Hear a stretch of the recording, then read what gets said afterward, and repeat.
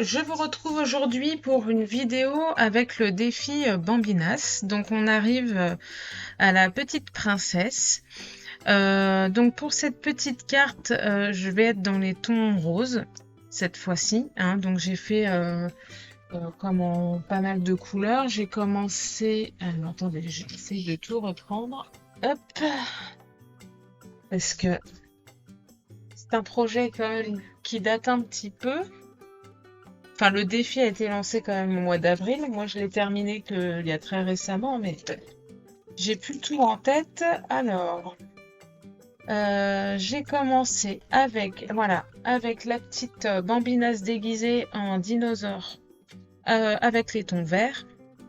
Ensuite, on est gentiment arrivé au ton bleu, violet, et là, j'arrive au rose, parce que je veux vraiment qu'il y ait toutes les couleurs avec mes cartes. Alors, c'est pas vraiment fait exprès puisque j'ai suivi l'ordre de la planche de tampon. Enfin, en tout cas, si je mets la planche à côté de mes pochettes avec toutes mes cartes, ça suit vraiment l'ordre de l'emplacement des bambinas sur la planche de tampon. Et du coup, par rapport à ce que je voulais faire pour la petite princesse, ça tombait sur le rose. Ce qui est plutôt, si on veut rester dans le truc un peu traditionnel, etc. Enfin voilà, même s'il faut faire attention, on est d'accord, voilà, on ne met pas le rose pour les filles, le bleu pour les garçons, etc. Mais là, pour le coup, ça passait bien, voilà. Et puis, en plus, j'avais en tête, moi, en princesse Disney que j'aime bien, c'est Réponse. Je trouve que, enfin, je l'aime beaucoup ce dessin animé qu'ils ont fait là. Chez Disney parce que elle est drôle, Réponse. Donc voilà. Et du coup, elle a une robe rose aussi. Enfin bref, voilà, ça m'allait très très bien. Donc là, je suis toujours sur du papier Penton, hein, ça j'ai pas changé. J'étais partie sur ce papier-là au départ. Donc ce qui est bien, c'est que mes cartes, en fait, quand je quand je les fais, enfin quand je les découpe, donc je pars d'une feuille A4 euh, et je les coupe en 8, enfin que je coupe en 8. Normalement, c'est ça, si je dis pas de bêtises. Et donc elles font pas tout à fait le format d'une carte ATC, elles sont légèrement plus grandes, mais par contre elles rentrent bien dans ma petite pochette, enfin dans mes petites pochettes et j'aime bien ce format-là, un peu carte de collection. Je trouve que c'est facile à faire entre guillemets. Après, ça dépend parce que, enfin, vous savez, si vous me suivez depuis un moment, je prends 3 plombes à faire mes créations, hein. Là, mes petites cartes, alors les premières, j'ai mis un peu plus de temps. Les 6 dernières, je les ai fait en un week-end, les 6, parce que je voulais vraiment passer à autre chose. J'aime pas avoir des projets qui sont trop long, enfin qui prennent trop de temps parce que en fait je pars dans plein de choses en même temps et donc ça m'agace un petit peu. Donc là j'ai vraiment voulu finir ce défi Bambinas. Je trouve que ça fait trop longtemps que ça dure depuis le mois d'avril-mai là. Voilà, quand je l'ai commencé, j'avais vraiment en tête de me dire, allez, c'est une carte par soir, en 9 soirs, c'est l'IP. Oui, mais en fait, voilà. Le soir, j'ai pas toujours la tête à scraper. Faudrait que je me force un peu, mais bon, c'est pas toujours évident. Bref, donc là j'ai fait les 6 dernières en un week-end, 3 par jour, et j'ai mettais en moyenne 50 minutes, 1 heure pour faire une petite carte. Donc pourtant, voilà, il y a qu'un petit sujet, hein, c'est pas grand-chose, mais je suis tellement dans les détails quand je fais ma mise en couleur que ça me prend un petit peu de temps.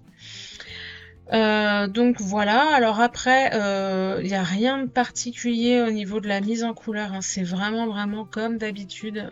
Voilà, je pars tranquillement du plus clair au plus foncé. Là, je vous ai dit, donc je suis sur un papier Pantone parce que j'avais commencé avec ce papier-là au départ et ça m'allait très bien. Pour des petits sujets comme ça le fait sans problème.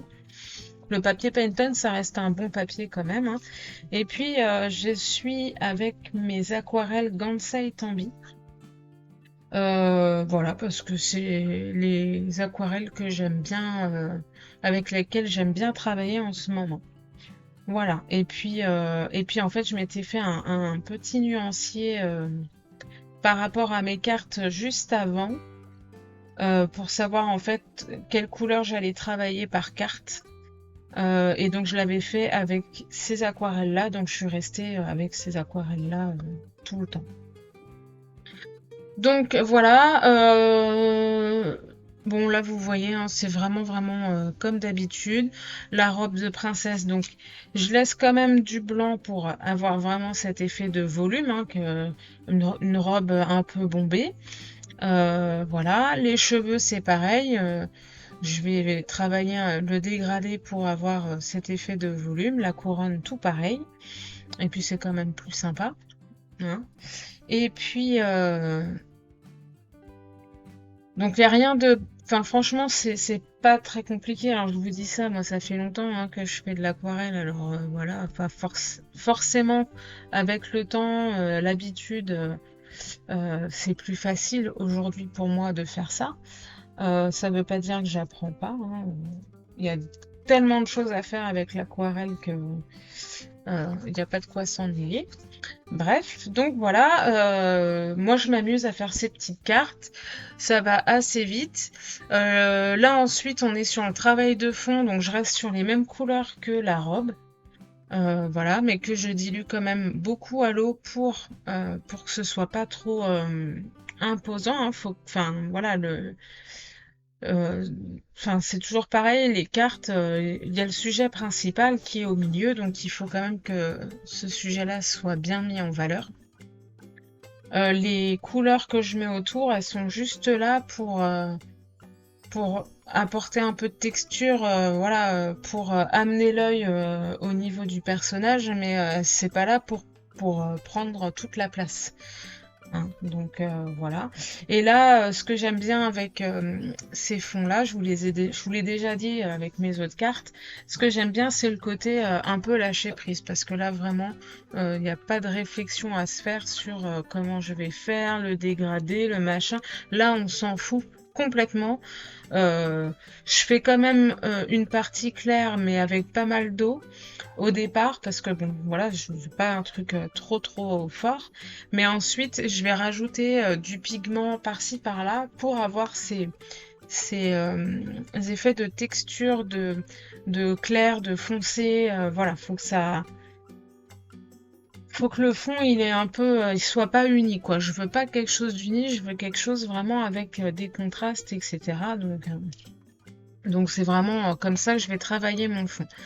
Je reviens un petit peu sur mon personnage parce que forcément en séchant l'aquarelle comme on se... Je vais y arriver. Comment alors elle se ternit un petit peu, mais comment s'éclaircit. Voilà, c'est ça, c'est le mot que je cherchais. Elle s'éclaircit un petit peu, donc il faut rajouter un peu de pigment pour rehausser tout ça. Et puis, voilà, rien de particulier, rien de particulier. Là vraiment, je vous conseille de faire ce genre de petites choses parce que c'est vraiment, voilà, c'est un petit sujet qu'on veut mettre en valeur. Il n'y a pas d'autre chose autour. C'est voilà, on se concentre que sur un tamponnage et puis on travaille voilà les volumes, l'éclairage, les dégradés. Si on veut s'amuser à avoir un aspect or, cuivre ou argent, etc. Bon bah c'est sur ce genre de petites choses qu'on peut travailler ça. Donc comme sur mes autres cartes, je vais rajouter de l'encre dorée. Donc là c'est la Winsor & Newton que j'ai. J'ai de l'argent aussi, mais je suis restée sur du doré pour toutes mes cartes.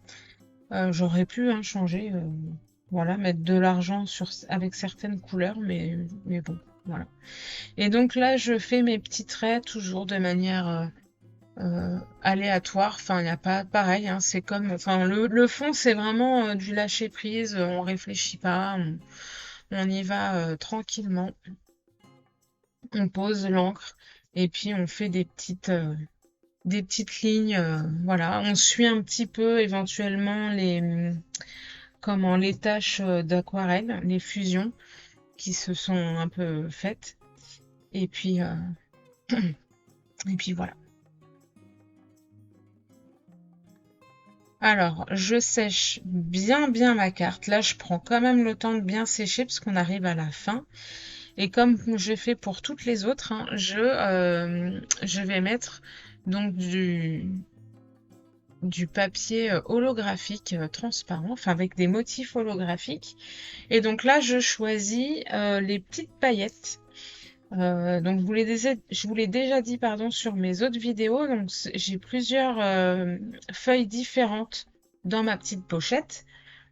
Faut juste que je pense à vous mettre peut-être le lien Amazon de la pochette si ça vous intéresse. Je l'ai fait sur les autres vidéos, mais il faudrait que je le fasse sur toutes. Ça vous évitera d'aller chercher partout. Donc en fait, dans cette pochette, il y a 4 types de feuilles holographiques. Il y en a une avec les étoiles, il y en a une avec les petites paillettes, il y en a une où c'est uni, mais en fait, en fonction de la façon dont on bouge la carte après, ça va donner un effet holographique. Et la dernière, en fait, ça fait comme des petits prismes, en fait, c'est plein de petits triangles. Donc voilà, alors moi j'ai travaillé sur mes 9 cartes, j'ai travaillé avec 3 papiers. Et comme ça, j'ai mis aussi les différents motifs en fonction des cartes. Alors je me suis arrangée pour que les motifs soient pas les uns à côté des autres. Et puis voilà. Donc ma petite princesse est terminée. J'espère que cette vidéo vous a plu. Si c'est le cas, n'hésitez pas à mettre un petit pouce en l'air. Et je vous dis à bientôt. Bye bye!